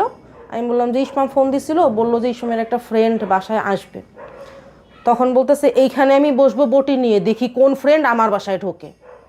এমনভাবে সে বলছে, আমি প্রচণ্ড ভয় পেয়ে কী করলাম, মেয়েটার তখন আমার গায়ে জ্বর ছিল, মেয়েটাকে নিয়ে আমি আমার এক পরিচিত বোনের বাসায় চলে গেলাম, ঘরের দরজা লাগাই দিয়ে লক করে দিয়ে। বোনের বাসায় চলে যাওয়ার পরে রাতটুকু ওই বোনের বাসাতেই ছিলাম। সে আমাকে অনেক ফোন দিচ্ছে, আমি ফোনটা ধরি নেই। আমার ছেলে বলতেছে কালকে তো আমার আবার ওই ড্রাইভিংয়ের পরীক্ষা, তাহলে কালকে পরীক্ষা দিয়ে আমরা একসঙ্গেই বাসায় যাব, তুমি একা বাসায় যেও না। তো আবার ওর ফ্রেন্ডের বাসায় ছিল আর আমি ছিলাম আমার বোনের বাসায় আমার মেয়েকে নিয়ে। তো ড্রাইভিংয়ের পরীক্ষা টরীক্ষা শেষ হতে হতে সন্ধ্যা হয়ে গেছে। সেদিনকার সন্ধ্যার সময় ওর আবার একটা প্রোগ্রাম ছিল, বাইরে কোথাও যাবে, কোনো একটা বিয়ে ছিল। তো ও বলতেছে যে আম্মু এখন কি তুমি এখন বাসায় যাবা? বললাম যে হ্যাঁ চলো বাসায় যাই। আচ্ছা ঠিক আছে তুমি যাও, আমি আসতেছি, ফোনে বললাম। তো বলে ঠিক তুমি তাড়াতাড়ি আসো, আমি কিন্তু রেডি হয়ে আবার বের হব। তারপরে আমার ছেলে আমাকে ফোন দিয়ে বলতেছে আম্মু এটা কোন ধরনের কথা, গেট তো খুলতেছে না ভিতর দিক থেকে। তো আমি গেট তো তালা দিয়ে আসছি, তুই খুললি তোর গেটটা খুলে যায়। বলে কি না ভিতর দিক থেকে ছিটকানি লাগানো, তুমি এক্ষুনি আসো। আমি তাড়াতাড়ি করে গেলাম, কারণ ওরা দুইজন আছে, দুইজনই রক্ত গরম, মানে ও তো উঠতি বয়সের একটা ছেলে, এরও রক্ত গরম, কি হয়ে যায়। মানে রিক্সা ভাড়া যেখানে 30 টাকা 60 টাকা চাইছে, আমি দৌড়াই ওই 60 টাকা রিক্সা ভাড়া দিয়ে চলে আসছি বাসায়। আসার পরে দরজা খুলতে বললাম, সে স্বাভাবিকভাবেই দরজাটা খুললো। আমি দরজাটা খুলে দেখি যে আমার ছেলের রুমের লক ভাঙা এবং জিনিসপত্র সব তছনছ করা। আর কিছু জিনিসপত্র অল্প কিছু গোল্ড ছিল সেগুলো নাই, মানে সে ফেলে দিছে বা কি করছে আমি জানি না। পিসি ভাঙা, সব কিছু ভাঙা। তো তখন আমার ছেলে বলতেছে যে তুমি আমার সাথে লাগছো কিন্তু আমার জিনিসগুলো কেন ধরলা? মানে ওনা হতভম্ব হয়ে গেছে, ও যে একটা লাউডলি একটা কথা বলবে ওই ভাষাটা হয়তো বা সে তখন হারিয়ে ফেলছিল। বলে তুমি আমার এই জিনিসগুলোর প্রতি কেন হাত দিলা? তুমি আমার সাথে লাগতে আসছো, তুমি আমার সাথে লাগো, তুমি আমার জিনিসগুলো কেন ধরলা? বলে কি আমি কি তোমার জিনিস ধরছি নাকি, তোমার আম্মুই তো এগুলো করে গেছে। এখন আমার ছেলেও হতভম্ব, মানে ওই পরিস্থিতি দেখে আমিই বললাম যে ইসমাম যে চল আমরা থানায় যাই, ওই যে থানায় একবার তো জিডি করা আছে, চল আমরা থানায় যাই, কারণ এই সমস্যা সমাধান হবে না, চল থানায় যাই। থানায় যাওয়ার পর ওরা বলতেছে কি দেখেন আপনার বাসায় তো আমি একবারের জায়গায় 2বার গেলাম, আপনার হাজবেন্ডের সাথে আলাদা কথা বলেছি, আপনাদের সাথে আলাদা কথা বলেছি, সবাইকে নিয়ে কথা বলেছি, আপনার এই সমস্যা সমাধান হবে না, আর এই সমস্যা সমাধান করার দায়িত্ব আমাদেরও না। একটা হতে পারে আপনি তাকে ডিভোর্স দিয়ে দেন, যদি আপনি তাকে ডিভোর্স দিয়ে দেন তাহলে আমরা একটা অ্যাকশন নিব। তো ওই সময়টাতে না এমন একটা পরিস্থিতি হলাম যে ডিভোর্স দিয়ে এখন অ্যাকশন নিতে হবে, এটা কেমন কথা। পরে হচ্ছে যে বলে এছাড়া আমাদের আর কিছু করার নাই। তো কিছু বোন টোন ছিল, তাদের সাথে ফোনে আলাপ করলাম, তখন ওরা বললো যে বোন এখন তুমি কি করবা, তুমি তো পারতেছো না কোনো কিছু সামাল দিতে, আর আমরাও যে সেখানে যাব কোনো সমাধান হচ্ছে না, তো আমরা তো কয়েকবার গেছি, সমাধান তো হচ্ছে না। তো এই কথা বলার পরে আমি তাকে ডিভোর্স দিতে বাধ্য হলাম ওই রাতে। ওই ডিভোর্সের পেপার নিয়ে থানার এসআই রাত 2টা বাজে বাসায় আসলো। বাসায় আসার পরে বললো যে উনি তো আপনাকে ডিভোর্স দিয়ে দিয়েছে, এখন তো লিগালি আপনি তার কেউ না, আপনি তাহলে এখন বাসাটা ছাড়েন। বলে কি না, এ বাসার এই সোফা আমার, খাট আমার, অমুক আমার, ওভেন আমার, ফ্রিজ আমার, এসি আমার, সব কিছু আমার, আমি বাসা ছাড়বো না। তো এই যে পুলিশের সাথে একটা বাকবিদণ্ড, যে বলতেছে বাসা ছাড়বো না, বলতেছে কি ওদের প্রয়োজন হলে ওরা কাপড় চোপড় নিয়ে চলে যাক বাসা ছেড়ে, আমি বাসা ছাড়বো না। পুলিশ তখন বলতেছে যে ঠিক আছে তাহলে আপনারা সবাই থানায় চলেন। তো থানায় নিয়ে যাওয়ার পরে তাকে লকআপে ভরে দিল। লকআপে ভরে দেওয়ার পরে তখন আমিও তখনও বুঝতে পারিনি, যেটা সত্যি কথা, যে লকআপে ভরে দিয়ে পরের দিন যে একেবারে চালান করে দিবে। একবার ঢুকাই লকআপে রাখলে তো পুলিশ আর বাইর করতে পারে না, সেটা না আমি না মানে মানে কখনো তো এই লাইনে যাইনি। আমি মনে করছি কি সকালে মনে হয় উঠে যায়, তো এটা যখন সকালে আসবে, তো ওই যে যখন ডিউটি, তখন তো বাজে রাত 2:30 3টা, ডিউটিতে তো এখন কেউ নাই, যখন সকাল 8টার সময় ডিউটিতে আসবে তখন মনে হয় আমাদেরকে ডাকবে, ডেকে মনে হয় একটা মিউচুয়ালের ব্যবস্থা করবে, আমি সেই ততটুকুই মনে করলাম। পরে আমি এই বিষয়টা নিয়ে না মাথা ঘামালাম না, ঠিক আছে রাতটুকু এখানে আসে থাকুক, মাথাটা একটু ঠান্ডা হোক, এদিকে আমার ছেলের মাথাটা একটু ঠান্ডা হোক। তারপরে তো আমি বাসায় চলে আসলাম। বাসায় আসার পরে সকালবেলা ভোরবেলা বাসায় আসলাম, সকালবেলা একজন ফোন দিয়ে বলতেছে ওনাকে তো চালান করে দেওয়া হচ্ছে, আপনারা ওনাকে জামিনের ব্যবস্থা করেন। ওই সময়টাতে বাসা ছেড়ে দিতে বলেছে 1 দিনের মধ্যে। ওই সময়টাতে নাই আমার হাতে টাকা, এখন আমি বাসায় অ্যাডভান্স করব নাকি তার পিছনে দৌড়াবো, না আমি সব কিছু দেখবো কিভাবে কি করব। তো এই করে আমি বাসাটা নিলাম, এই করে দেখা গেলো যে তার 10-12 দিনের একটা জেল হয়ে যায়। তো তাকে আমি জামিনে ছাড়াই নিয়ে আসলাম। তো ডিভোর্স তো ওই যে হয়েই গেল 19 তারিখে। তো তখন হচ্ছে যে আমি নিজে বুঝতে পারলাম যে না, রাগের মাথায় কোনো কিছু করা ঠিক হবে না। হাজব্যান্ড তো যত যাই হোক, দুজন আলাদা থাকুক, আর ছেলে তো কদিন পরে চলেই যাবে। প্রয়োজনে আমি আমার মেয়েকে তার বাবার জিম্মায় পাঠিয়ে দিব, যেহেতু তার বাবার ক্ষমতা নাই, আমি কিছু কন্ট্রিবিউট করব, সেও কিছু কন্ট্রিবিউট করবে, আমি আমার হাজব্যান্ড নিয়ে থাকবো, ওরা ওদের মতো থাকবে। আবার আপনারা বিয়ে করলেন? না, তারপরে আর বিয়ে করি নাই। পরে হচ্ছে যে মিউচুয়ালে চলে গেলাম। কি মিউচুয়াল? মানে ওই যে মানে ডিভোর্সটাকে উইথড্র করলাম। আচ্ছা, ওকে। সেটা ছিল এপ্রিলের 16 তারিখে। তারপরে কি আবার একসাথে থাকা শুরু করলেন? তারপরে একসাথে থাকলাম বলতে কি, তাকে হচ্ছে কি তার দেশের বাড়ি ব্রাহ্মণবাড়িয়াতে, তার দেশের বাড়িতে পাঠিয়ে দিলাম, সে ওখানে রুম ভাড়া নিয়ে আসে, আর এদিকে আমি আমার বাচ্চাদের এখানে রুম ভাড়া নিয়ে আসি। হ্যাঁ, এখনো সেম একই অবস্থায় আছে। তো এরকম হওয়ার পরে হচ্ছে যে তার বিভিন্ন রাগ, হ্যাঁ তোমার ছেলের বইয়ের জন্য আমাকে তুমি ঘর ছাড়া করলা, হ্যান করলা, ত্যান করলা। তাই বললাম দেখো, ছেলের বইয়ের জন্য তোমাকে ঘর ছাড়া করিনি, মাথাটা একটু ঠান্ডা করতা, একটু ধৈর্য ধরতা, একটু চুপচাপ কথা শুনতা, তাহলে কিন্তু বিষয়টা এরকম হতো না। ছেলের বউ আসছে দেখে কি ঘর ছাড়া করে দিছি তোমাকে, বিষয়টা কিন্তু এরকম না। কিন্তু উল্টাই তো হওয়ার কথা না, যে সে তো আপনাকে নিয়ে তার মতো করে থাকবে, তা সে তার 10 টাকা ইনকাম হোক। ভাইয়া আমার কথাটা এবং আমার পরিবার এবং আমার সন্তানদের প্রবলেমটাই এখানে, যে তোমার একটা অ্যাসেট আছে, সেই অ্যাসেট নিয়ে দৌড়াদৌড়ি করছে, তোমার হাজব্যান্ড হিসেবে দৌড়াদৌড়ি করতেই পারে।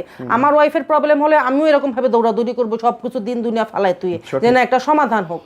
কিন্তু সে ওইটার উপরেই কেন ডিপেন্ডেন্ট থাকবে? তার নিজের একটা আইডেন্টি থাকবে, সে 2 টাকা ইনকাম করে তোমাকে চালাবে। তুমি তোমার স্বামীর সাথে থাকতে না পারলে তুমি থাইকো না, যে কম টাকায় তুমি থাকতে পারবে না, তুমি থাইকো না, তুমি তোমার লাইফটা বেঁচে নাও। এটা আত্মীয়স্বজন প্রত্যেকের একই কথা, প্রত্যেকের একই কথা। কিন্তু সে কোনো ইনকাম করবে না। তার হচ্ছে যে যেহেতু বাসাটা সমাধান করে ফেলা হয়ে গেছে, এখন এখান থেকে যেই আউটপুটটা আসবে এটা দিয়ে আমরা সবাই ভালো থাকবো। না সে যে শুধু একা ভালো থাকবে তা কিন্তু না, আমরা সবাই এটা দিয়ে ভালো থাকবো। কিন্তু এটা তো ভাই আসলে হয় না, বলেন এটা কি হয়? মানে আপনার জমি বা ফ্ল্যাটের টাকার ভাড়া তুলে সে বসে বসে থাকবে এবং আপনার ফ্যামিলি সবাই ওইটা দিয়ে চলবে। মাঝখানে আমি মানে আমার ছেলের কিছু একটা রং বলি অল্প, আমি একদম শেষ, আমার আর কোনো গল্প নাই, আর অল্প একটু আছে। আমার ছেলের একটা রং, ও যে রুমটা যেদিন ভাঙাভাঙি করলো, ড্রয়ার টোয়ার ভাঙাভাঙি করার পরে আমার ছেলের রুমের ড্রয়ারে কিছু গাঁজা পায়, হ্যাঁ কিছু গাঁজা পায়। তো ও এইটা কি একটা ইস্যু করে, আর নেশাখোর ছেলে, হ্যান ত্যান, এটা সেটা। পরে আমি আমার ছেলের সাথে বিষয়গুলো শেয়ার করি, ইসমাম বিষয়গুলো কি এরকম, আমি তো কখনো এগুলো আমার আবার ঘাটাঘাটি করার ওরকম অভ্যাস নেই, ঘর দর গুছিয়ে টুছিয়ে রেখে আমি চলে আসি। বাট ওই ড্রয়ারের ভিতরে কি আছে, খাটের তলায় কি আছে, আমি এগুলো কখনো দেখতাম না। তো ইসলাম বিষয়টা কি এরকম, তখন ও আমাকে কাঁদতে কাঁদতে বলতেছে, আম্মু আমি যখন প্রতিদিন মানে ম্যাক্সিমাম দিন যখন এসে দেখতাম ঘরে ঢুকে, মানে আমি তো কানে শুনতাম যে আমাদেরকে নিয়ে একটা অশান্তি হচ্ছে, আমি না এই জিনিসগুলো নিতে পারতাম না। তুমি যে সারা রাত মার খেতা, ফজরের আজান হয়ে যেত মার খেতে খেতে, আমি তো টের পেতাম ঘরের মধ্যে থেকে, আমি তো কোনোদিন কিছু বলতাম না, আমি না এই জিনিসগুলো নিতে পারতাম না। তো আমার হচ্ছে গিয়া 5-7 মাসে আমার এরকম আমি এরকম একটা ব্রেক লাইফ আমার হয়ে গেছে মা, বিশ্বাস করো মা, এখন আমি এগুলো কিছু খাই না, তুমি এখন আমার ঘর চেক করো, কিচ্ছু তুমি পাবা না। কথাটা সত্যি, ওই বয়সী একটা ছেলে দেখতেছে নিজের মা মাইর খাইতেছে, ওর স্বাভাবিক থাকার কথা না। হ্যাঁ, তো ও আমাকে তো যে কিছুদিন 2 দিন আগেও বললো যে মা তুমি তো সুখের জন্য গেছিলা, আমি বলবো না যে তুমি আমার বাবার লাইফে ফিরে যাও, কিন্তু তুমি তো সুখের জন্য গেছিলে, এবং আমার বাবা যেই টাইপের মানুষ, আমি নিজেও তোমাকে বলবো না যে আমার বাবার সাথে তুমি আবার সংসার করো, কারণ আমি তো ছেলে মানুষ হয়ে বুঝি তার সাথে একটা মহিলা মানুষ সংসার করতে পারে না। তো তুমি তাহলে তুমি তো গেছিলা ভালোর জন্য, তাহলে তুমি কেন এত কষ্টে আছো? এই মোমেন্টে লাস্ট ড্র লাইন কি? লাস্ট ড্রয়িংটা হচ্ছে যে মানে সে মানে তালাকের তো সবকিছু মিউচুয়াল হয়ে গেল এপ্রিলের 16 তারিখে, মিউচুয়াল হয়ে যাওয়ার পরের থেকে তার একটা অধিকার জন্মায় গেল আমার প্রতি, সে আমার ওয়াইফ, আমি তার ওয়াইফ। অধিকার জন্মের খরচ দাও? হ্যাঁ, না খরচ সে দিবে না, মানে এখন যদি আমি এখন ভিডিওতে ভাইয়া এই কথাটা বললে সে অবশ্যই এই ভিডিওটা দেখবে এবং সেটা নিয়ে অনেক ধরনের প্রবলেম করবে আমাকে ফোনে, যেহেতু সামনাসামনি করতে পারবে না, সে দূরে থাকে, ফোনে প্রবলেম করবে, কেন আমি এই কথা বললাম, কেন আমি এটা বললাম, কেন আমি সেটা বললাম। ব্রাহ্মণবাড়িয়ার খরচ কি আপনি চালান? জি ভাইয়া। রিয়েলি? জি ভাইয়া।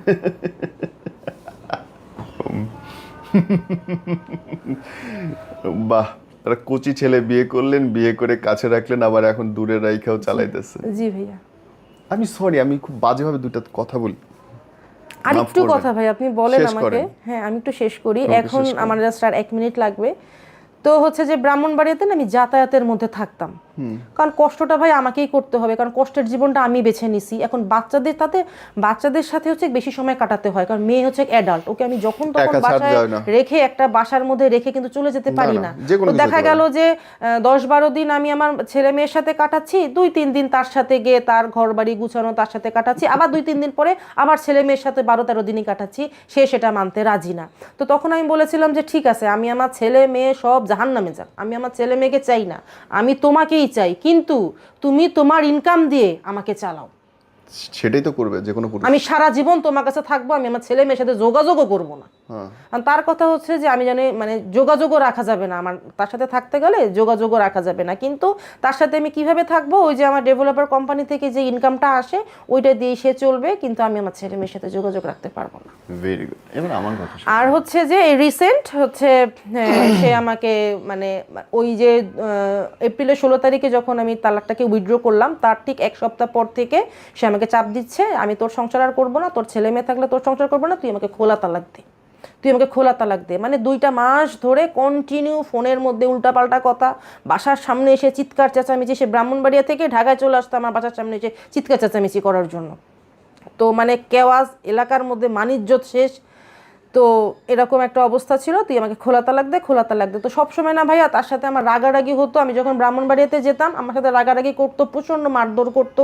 যেই বাসা ভাড়া নিয়েছিলাম ওই বাড়িওয়ালাও এগুলো দেখতো এবং বলতো যে তোমরা এমন করে লাভটা কি, হয় ছেড়ে দাও, ভালো না লাগলে ছেড়ে দাও, এরকম মারামারি করবা কিসের জন্য তোমরা। তো যাই হোক, তো এরকম করতো। তো ও আমাকে ডেকে নিয়ে গেল মানে এই যে 25 তারিখে, জুন মাসের 25 তারিখে রাত্রেবেলা বললো তুই কালকেই এসে আমাকে খোলা তালাক দিবি, তুই কালকেই এসে খোলা তালাক দিবি। তো আমার ফাইন্যান্সিয়াল অবস্থাটা একটু খারাপ ভাইয়া, ওই যে ছেলেকে দেশের বাইরে পাঠানোর জন্য হাতের অবস্থা খুবই খারাপ। তো বললাম কি দেখো আমার কাছে তো টাকা নাই, যদি তুমি মেনটেন করতে পারো খরচগুলো তাহলে তুমি যেখানে সিগনেচার করতে বলবো আমি সেখানে সিগনেচার করে দেবো, কারণ যেহেতু আমার সাথে তোমার হচ্ছে না, আমি মিথ্যাবাদী, আমি ছলনাময়ী, হ্যান তেন। আর হ্যাঁ ভাই আমি মিথ্যে কথা বলি, কি কি বিষয়ে মিথ্যে কথা বলি, আমাকে জিজ্ঞাসা করে এই তোর ছেলের বউ কি এখন তোর বাসায়, তো বাসায় থাকলেও বলি যে না বাসায় নেই। তো এই যে সংসার বাঁচানোর জন্য এই ধরনের মিথ্যে কথাগুলো বলি, ইসলামেও জায়েজ আছে। হ্যাঁ এই ধরনের মিথ্যে কথা বলি। হ্যাঁ তোর ছেলে কি এখন, তোর ছেলে কি কি মানে মানে কিছু একটা জিজ্ঞাসা করলে তোর মেয়ে কি এখন মোবাইল চালায়, মানে এরকম তুই তুকারি করে নোংরা নোংরা ভাষা ব্যবহার করতো। আমার মেয়েকে নিয়ে প্রচন্ড নোংরা ভাষা ব্যবহার করতো, যেটা আসলে বলার না। পরে হচ্ছে যে সে আমাকে বলছে যে খোলা তালাক দাও। তো জুন মাসের 25 তারিখে হচ্ছে যে আমাকে ডাকলো, আমি পরের দিন ভোরবেলা গেলাম। তো আমি মনে করলাম কি যে হয়তো বা রাগারাগি করবে, খোলা তালাকের কথা তো সে 2 মাস ধরেই বলতেছে। আমি আবার টুকটাক যখনই যাই একটু বিরিয়ানি পোলাও যতটুকু সম্ভব হয় রান্না করে নিয়ে যাওয়ার চেষ্টা করি। হ্যাঁ নিয়ে যে খাওয়াইও মারও খেয়ে চলে আসে। হ্যাঁ তো এরকম একটা বিষয় হওয়ার পরে তো দেখলাম, আমি যাওয়ার পরে সে আমাকে বললো ম্যাজিস্ট্রেট কোর্টের সামনে আয়। তখন আমি একটুখানি অবাক হলাম যে হয়তো তখনও বিশ্বাস ছিল যে না ম্যাজিস্ট্রেট কোর্টের সামনে নিচ্ছে, হয়তো বা ওখানে একটু রাগারাগি করবে, করে টোরে মনে হয় মানে এরপরে আপনি চাইছেন সংসারটা থাক, মিউচুয়াল হোক, মিউচুয়াল মনে হবে। তো গেলাম, যাওয়ার পরে দেখলাম যে সে এবং তার ভাই মিলে আগে থেকে সবকিছু রেডি করে রাখলো, আমাকে সিগনেচার করতে বললো। আমি পড়িও নেই কাগজের মধ্যে কি আছে, আমি সিগনেচারটা করে দিলাম। তো এটাই হচ্ছে গিয়া শেষ। ফাইনালি ডিভোর্স হলো। বোন আগে একটা ড্র লাইন মানে 2বার ডিভোর্স হলো এবং হচ্ছে যে ডিভোর্স হচ্ছে একবার তো আমি দিলাম একটা পরিস্থিতির চাপে পড়ে, আর সেকেন্ড টাইমও একটা পরিস্থিতির চাপে পড়ে দিলাম। তো ওখানে খোলা তালাকের মধ্যে লেখা ছিল সে আমাকে চাপ দিচ্ছে সেটা না, মানে লেখা ছিল যে আমি ইসরাতারা আমার সাথে তার বনিবনাতে না হওয়া, আমি সজ্ঞানে তাকে ডিভোর্স দিলাম এবং হচ্ছে যে সে তার সাক্ষী নিয়ে ডিভোর্সটা কার্যকর করলো। একটা লাইন আগে ড্র লাইন আপনি আমাকে বলেন, আপনার জীবন থেকে যদি মানুষ শেখে কি শিখতে পারে? আমি এক লাইনে বলবো যে মানে পরিবার এবং বাবা মা ছাড়া কখনোই কোনো সিদ্ধান্ত নিও না, কারণ মানে একটা বিপদে পড়লে পরিবার বাবা মাকে খুব দরকার, বাবা মা না থাকলেও পরিবার পাওয়া যায় না কাউকে, যেটা আমি ভাইয়া কাউকে পাচ্ছি না, না পারতে ওই যে আরজে নীরবের ভাইয়ের কাছে আমার আশা লাগলো। বোন এবার প্রথম প্রশ্ন উত্তর দেন। ধরেন আপনি উনাকে যখন বিয়ে করেন আপনার বয়স কত? তখন আমার বয়স 33। ওই ছেলের বয়স কত? তখন ছেলের বয়স 21 হবে না। 33 বছর বয়স্ক একজন মহিলা, ডিভোর্সি, 2 বাচ্চার মা, সে বিয়ে করলো 21 বছর বয়সী একটা ছেলেকে। আপনার এটাকে অসুস্থতা মনে হলো না? ওই সময়টাতে না ভাইয়া আসলে আপনার নিজের লায়লা মামুন মনে হলো না? ওই সময়টাতে আমার মনে হয় নাই, কিন্তু পরবর্তীতে মনে হলো, আবার এটাও মনে হলো যে ভালোবাসায় তো কোনো বয়স হয় না ভাই। ভালোবাসার বয়স হয় না। আমার একটা 2 বাচ্চার মা, আমি একটা অবিবাহিত কিশোর ছেলেরে বিয়ে করতেছি, এবং এটা আপনার স্বাভাবিক লাগলো? একটু তো স্বাভাবিক লেগেছে ভাই। এবং তারপর আপনি তার বাসা খোঁজ নেন নাই? না, আপনি তার গ্রামের বাড়িতে লোক পাঠান নাই? বিশ্বাস করেছি ভাই। আপনি আপনি পানির মধ্যে ডুব কি ভাই ভুল? ও হ্যাঁ, আপনি পানির মধ্যে ডুব দিয়ে বিশ্বাস করবেন যে আমার গা ভিজবে না? বিশ্বাস করবেন? আপনি তো তাই করলেন। আপনি পানির মধ্যে ডুব দিয়ে বলতেছেন না আমি বিশ্বাস করি, বিশ্বাসে মিলাই বস্তু, আমার গা ভিজবে না। এত সোজা? আপনি 33 বছর বয়স্ক এক্সপিরিয়েন্সড মহিলা, 2টা বাচ্চা আছে, একটা সংসার বাজে পরিস্থিতিতে পার হয়েছে, আপনি তারপরে গিয়ে বিয়ে করলেন 21 বছর বয়সে একটা ছেলে যে কিছুই করে না। এবং আপনি বিশ্বাস করলেন যে সেই ছেলে আপনাকে দেখবে, বুঝবে এই বয়স্ক একটা মহিলাকে, সে ওন করবে, সে আপনাকে দেখে রাখবে, খাওয়াবে, পড়াবে, আপনার বাচ্চার সাথে থাকবে, আপনার বাচ্চার বয়সী একটা ছেলে। এবং আপনি তার কাছে ভালো বিশ্বাস করেছিলাম। আপনি যেটা বললেন না, আমি এরকমটাই আসলে বিশ্বাস আমি পানির মধ্যে ডুব দিয়ে বলতেছি আমার গা ভিজবে না, হেভি বিশ্বাস আমার। দ্বিতীয়ত, আপনার যখন গায়ে হাত তুললো একবার, তারপরে আপনি তাকে প্রতিবাদ না করে, ছেড়ে না দিয়ে আপনি প্রতি রাত্রে মার খাইতেছেন। কিসের জন্য? কি ভালো পারে সে, কি ভালো করছে সে? প্রতিবাদ করতাম না যদি বলেন যে কেন প্রতিবাদ করতাম না, প্রতিবাদ করতে না ভয় পেতাম। ওই যে আশেপাশে 5 জন জানবে, আর মানুষজন হাসবে আমাকে নিয়ে, এইজন্য। আপনি একটা 17 বছরের সংসার ভাঙিয়ে চলে আসলেন, তখন আপনার মানুষজন অসুবিধা হলো না। আর এই সংসারে যখন বাচ্চা কাচ্চাও হয় না, ইভেন সেই সংসার নিয়ে ডিভোর্স হলে অ্যান্ড অল আপনার কথা শুনতে হইতেছে, এবং এটা নিয়ে আপনি ভয় পাইতেছেন। মানুষজন কিন্তু এখন আমাকে বলছে, কথা শোনাচ্ছে, নোংরা নোংরা ভাষা তাতে শোনাচ্ছে। এখন তাহলে কি অসুবিধা হচ্ছে না? আপনি এই 7-8 বছর কেন টানলেন? নাকি আপনি ওই ওর যৌবনের লোভে পড়ছিলেন যে একটা কচি ছেলে পাইছে, আমি হেভি করে আরাম করে লাইফ হ্যাঁ, কাটাবো? সে তো আমাকে এই কথা বলে যে আমি কচি ছেলে খাওয়া মাল, মানে এরকম উল্টাপাল্টা ভাষা বলে। আর আমার তো যে ব্রেস্ট ক্যান্সারের কারণে ভাইয়া, ওই যে বললাম না, আমার বুকে প্রায় 40-42টা সেলাই আছে। তো আমার এক সাইডের ব্রেস্ট রিমুভ করা। তো সে তো আমাকে ওই যে আমার বডি এক্সট্রাকশন নিয়ে অনেক বাজে কথা বলে, কিন্তু সে তো সব দেখে শুনেই এসেছিল আমার কাছে। বিয়ের আগে সে জানতো না? হ্যাঁ জানতো, সব জানতো। ফিজিক্যালি অ্যাটাচড হয়েছিলেন আপনারা বিয়ের আগে? না, কিন্তু সে আমার সম্পর্কে সব জানতো, এবং আমার ছেলে মেয়ের যে কোনো গতি ছিল না আমি ছাড়া, এটাও সে জানতো। আপনার বাচ্চা এত বড় বাচ্চা, দুইটাই বড় বাচ্চা, তারা ম্যাচিওর, তারা এই লোকটাকে মেনে নেবে না তো? আমি লাস্ট মোমেন্টেও ভাইয়া বাচ্চাদেরকে বুঝিয়ে, যেহেতু আমার ছেলে চলে যাচ্ছে সামনের মাসে অস্ট্রেলিয়াতে, বরং আপনার বাচ্চারা অনেক ম্যাচিউরিটি দেখাইছে, আপনার বাচ্চারা অনেক ধৈর্যের পরিচয় দিছে মার জন্য।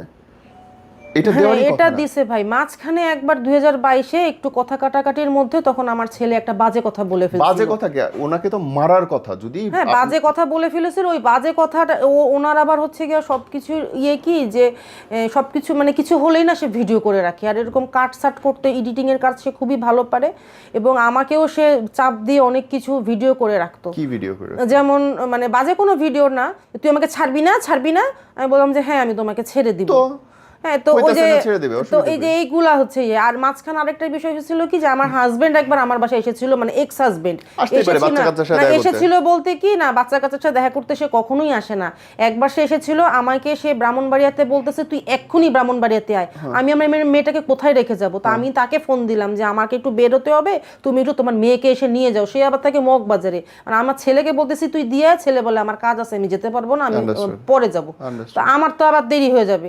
তো তখন তার বাবা নিতে আসছিল আমার বাড়িতে, এবং আমার বাসাতে জাস্ট 5 মিনিটের মধ্যে বসে, তার সাথে আমার কোনো কথা নাই, ড্রয়িং রুম থেকে বাচ্চা নিয়ে চলে গেছে, এবং ওইটাকে নিয়ে সে ইস্যু করে যে আমি নাকি পরকিয়া করছি ওই হাজবেন্ডের সাথে। জানেন বোন, আমি মাফ করবেন, আমি এই কথাটা বলতেছি, আপনি মাফ করে দিয়েন, কিন্তু আমার মনে হচ্ছে যত ঘটনা শুনলাম, যা শুনলাম, তার 110% দোষ আপনার।